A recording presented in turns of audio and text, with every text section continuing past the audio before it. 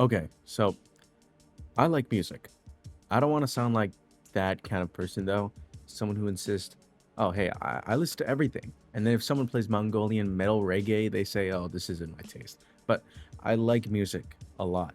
Music that I can listen to either that's in bed, staring at the ceiling and playing with my balls, walking between classes, in classes, and even on my deathbed if I could. I like music, and I've listened to a lot of it. Maybe not industrial Bangladeshi folktronica, but you get the idea. Today, I want to be talking about my personal intro to Japanese music. Why Japanese music? Well, behind the USA's huge market of music, Japan is second and is very well established. There are CDs everywhere at stores, bands in every corner, and many bands and groups being influenced by other things and by each other. It becomes a sea of music that can be completely new for the ear to listen to.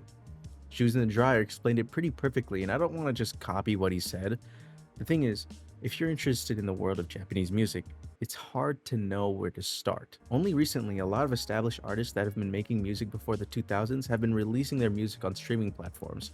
I used to listen to a lot of anime openings, and I never knew that music coming from Japan came from so many different corners.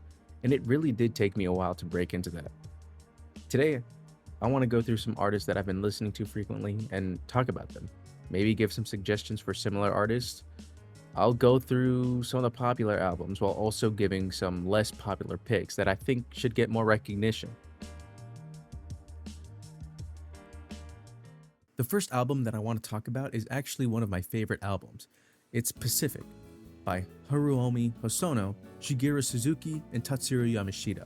This collaborative jazz album was made in 1978. I specifically want to talk about Haruomi, and this one being one of my favorite works from him. If I were to explain this album, it would most definitely be a tropical sunny day, as this album hits all the right spots, with it also incorporating other genres like lounge, funk, disco, rumba, smooth jazz, Latin fusion, synth pop, all in one package. Hosono is known to be one of the most influential people in Japanese music history, as he made the road that would soon be known as city pop in Shibuya-kei. He also paved the way for electronic music in Japan. As a singer and also a songwriter, he grew up on a lot of American culture since he was born in 1947. There was a lot of American influence in his life, from listening to the US military radio station regularly to all the music he listened to being American.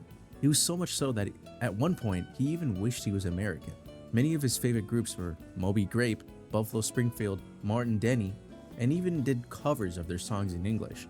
Quote, "I felt their music was somehow profound," he would say. He started off his music journey as a new bassist for the band April Fools, a progressive and psychedelic rock band, and helped create their one and only album by the same name. Hosono has also been a part of many band projects over the years following, and even had an American stage name that was Harry Hosono, with that name being most famous from his project, Harry Hosono and the Magic Yellow Band, and the making of the album Parisio in 1978. Following that album, Hosono got another yank together with Shigeru Suzuki and Tatsuro Yamashita, people who are not strangers to him at all, as Hosono and Suzuki were a part of the same rock band Happy End back in 1969, and has worked together numerous times since. His connection to Yamashita comes from his established solo career, while working on some albums with Hosono and Suzuki, such as Yukihiro Takahashi Savara, that has all the three artists working together and come out the same year as Pacific. That's essentially how Pacific was born, a beautifully crafted love letter to music as a whole, and something to look back on, to watch him, Suzuki, and Yamashita's talents all coming together and bouncing off each other so elegantly. It really is a great album, and I think everyone watching this should go listen to it at least once. If not, then I can recommend my favorite songs off the album, which is honestly all of them, but if I were to choose one or two, it would be Kiska or Nostalgia of Island. Before we get on to the quote-unquote less popular stuff, I want to talk about one or a couple more popular artists that I just can't get enough of. In high school, I would have their music playing on repeat just to get through my morning because of how good it was. And that music comes from the group Perfume. This is a Japanese girl group, started in 2000 by Ayaka Nishiwaki, also known as A-chan, with Yuka Kishino, Kashiyuka or Yuka-chan, and former member Yuka Kawashima, who pulled out from being with Perfume before they even debuted in 2001 to focus on her studies. She later joined a group called the Pinkies and Risky. Now she's her own solo idol named Yuka. Nishiwaki needed a replacement, so she came to Aya Naomoto. Why? It was because of her being in advanced classes for exceptional vocal abilities. All of them except Omoto were born and raised in Hiroshima, and all attended the same school, which was Actors School Hiroshima. These women have incredible talent, which can be shown directly from their whole discography, which is really impressive. What is also impressive is their instrumentals, which you can tell has a lot of love and dedication poured into every instrument being played. With the Perfume genre being in a techno-pop sphere, there's a lot of unique sounds and very catchy melodies that come from it, and that's coming from their sole producer and writer, Yasutaka Nakata, someone I find to be the leading figure of Japan's techno scene. Nakata was born in 1980 in Kanazawa, Japan, with his love for music starting at such a young age, mostly because of his parents making him start doing piano lessons at such a young age. He didn't like playing other people's work though, so in that time he would make his own pieces and record them on cassettes. It was super clear that Nakata was extremely interested in music, and his parents helped him fuel that passion even more with time, by bringing him audio equipment he would use around the house regularly. This allowed him to find out about the synthesizer, and that became the instrument he loved the most. Like seriously, this dude would come back from high school just to make music, and when he made the music, he became obsessed with the process, which allowed him to make full songs in around 3 hours because of it. And that whole process was, when he would start a project, he would not be able to put it down until it was finished. A method he still uses to this day. I guess you could say his major breakthrough in music came when he began to DJ in his high school years. And as he began to DJ, he started to show off his music to other people. He became more known and even had fashion shows asking him to make music for them. Because of this, he was able to meet a woman who was also in high school, Toshiko Toshijima. And as you can guess, it only made sense. Not too long after they met, they made a group called Capsule in 1997 and debuted the song Sakura in 2001. Since then, he's been bouncing off from different groups such as Meg and Chiari. I'm butchering that name. But you might know their song Pon Pon and the fact that the singer's low-key editor. But that's something different. Nakata even released his one and only solo album in 2017, and still making great music to this day. I think my favorite Perfume songs from their complete best album has to be Electro World and Linear Motor Girl, and Perfect Star, Perfect Style. But if I were asked about Nakata's work, I'd probably say Sugarless Girl. If you want similar artists like Perfume and stuff that's also made by Nakata, I could recommend Kote Monica and Aria Mitsuki. Alright, we've gone through a couple of my favorite artists in the genres that I bring up, but we're starting to get to the part where it gets harder and harder to research about these artists, as there's not that much online about them. We need to calm down for a tiny while, and the group that's able to do that is Pasteboard, and their only album, Glitter, that was released in 2006, and then going on a 17-year hiatus before releasing Glitter Deluxe in 2023.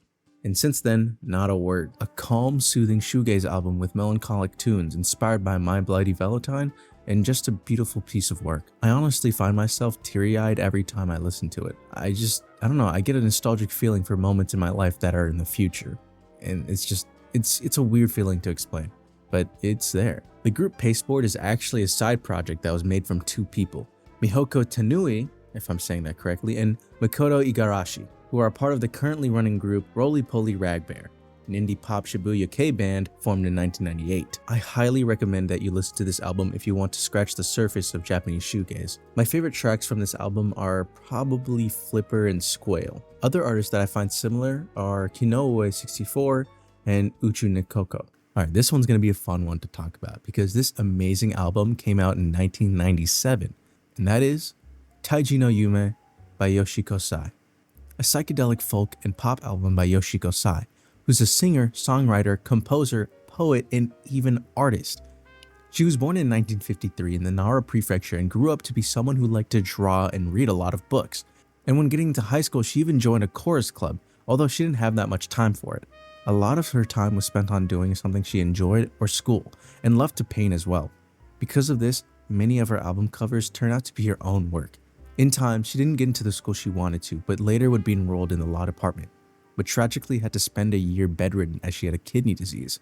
It was during that time her love for books grew tenfold. She would spend her time reading many different books. They were mostly dreamlike and bizarre novels, influencing the way she would make poems and in turn music later on. When later came, she would submit songs to different radio stations and eventually got a contact that would allow her to make her first studio album. Yoshiko Sai's music is incredible. Knowing how much of everything she does herself, it makes it even better. She's an extremely talented individual, and I'm not sure if she's active to this day, as she went on hiatus in 1979 and then active again in 2001, with her most recent project in 2008. Her website last being updated in 2001 makes me think she's kind of half retired, maybe? I don't know. Right now, she's 72 years old, and if I'm going to be honest, I don't know any other artist that is like her. Please check out her stuff, it's amazing. Alright guys, this is the only one where I have too many favorite songs in, and I'm just gonna talk about the whole genre as a whole and my favorite artists within it. Shibuya style is a genre of music that came from a specific aesthetic in Japan in the mid to late 1990s, inspired by a fusion of music styles like Western pop and bossa nova, and just a lot of other ones. It wasn't just an aesthetic though, it was a whole movement which started in, you guessed it, Shibuya, Japan. When the culture around Shibuya was being created as one of the most bustling cities in Japan, it became covered in record stores, CD stores, and just music in general. It spanned from across the world, allowing the youth to explore music as a whole. This allowed people to get inspired and make music that were in the genre of lounge, jazz, bossa nova, French yeye. Shibuya-kei is a broad genre, but I can bring up the most popular example before going down the list. The most popular one within this genre in the USA is Lamp. You've probably heard of them, but that is Shibuya-kei. The next one is the Katamari series. That music is Shibuya-kei. My favorite artists that are within the genre right now are Symbols, Kahimi Keri, Picture 56, Kipthone, and my favorite, Satellite Lovers, and their album, Sons of 1973. Released in 1994 in Japan, a beautifully crafted album inspired by Love Tambourines that has a banger on every single track until the end, and what I believe to be the best representative of what Shibuya-kei is, at least to me. Satellite Lovers had 6 band members working together to make this. Now, all the members are pretty obscure on the internet, and there's not that much known about them, honestly. It's been speculated a lot that the members made this as a one-off and then pursued a quote-unquote real career to keep the bills paying, as the vocalist was a musician while also being in advertising, and then went full on in that path.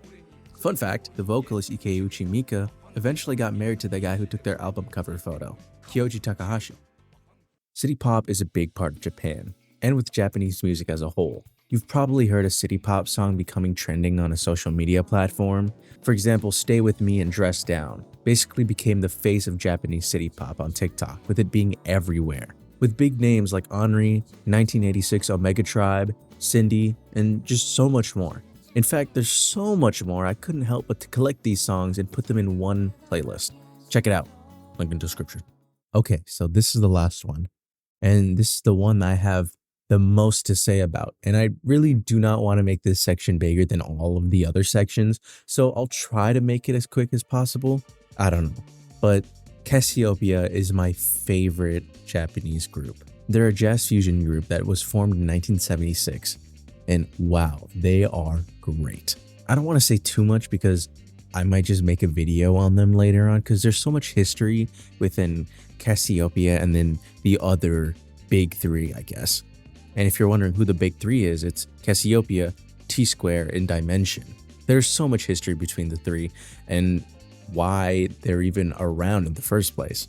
But to start, jazz fusion is a genre that came out in the late 70s and was essentially a fusion of jazz, funk, soul, and rock, utilizing a lot of electronic instruments and a lot of complex chords, experimental sounds, and just a lot of love. It's the closest you can get to an eargasm, basically. And Cassiopeia is the one that makes me come every time. I'm not even going to recommend an album. Their whole discography is just amazing. But if I were to choose one, it would obviously be the album Cassiopeia. This album is so complex and catchy and just groovy. It's beautiful. Please check out Cassiopeia and just jazz fusion as a whole. It's one of my favorite genres, honestly. Now, I'm not sure how long this video is going to be as I'm writing this, but man, was it fun to make. I hope this video can help someone break into the Japanese music scene, maybe show some people that are unfamiliar with foreign music as a whole to listen to some foreign music. If you're someone who already knows these artists, congrats. It's always fun to find a foreign artist that I like and then dive into a rabbit hole to see what other works they have or other similar artists so I can just listen more and more music. I hope this drives someone to do the same. My name is Ibu, and I'm out.